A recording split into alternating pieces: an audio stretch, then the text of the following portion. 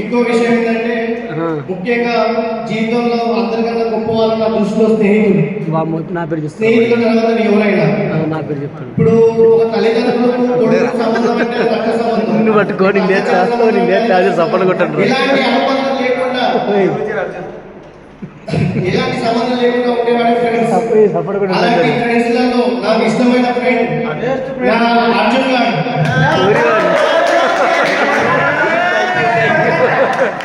ఎందుకంటే ఫ్రెండ్స్ అంటే కష్టం వచ్చినా ఏడుపు వచ్చినా దుఃఖం వచ్చినా వెంటుండేటువంటి ఫ్రెండ్.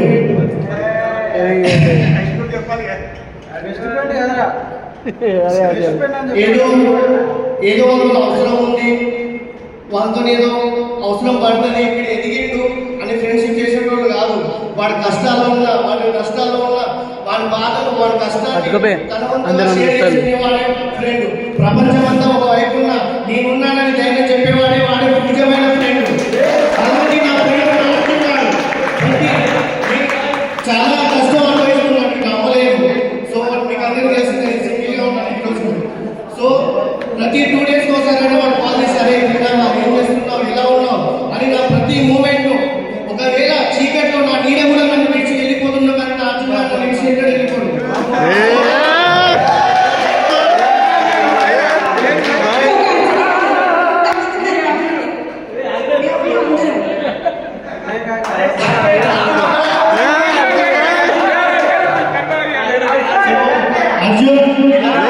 ఈ జన్మకే కాదు ఎన్ని జన్మలు ఎత్తినా మన స్నేహం ఇలాగే ఉండాలి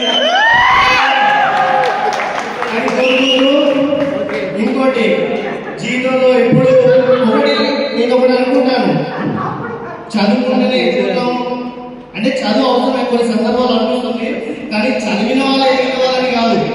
ఒక జైస్వాల్ క్రికెట్ ప్లేయర్, తను స్టేడియం ముందు పానీపూరి అమ్మేవాడు. పానీపూరి బీదవాడు పేదవాడు, జాయిన్ అవుతామంటే కోచింగ్ తీసుకునే డబ్బులు.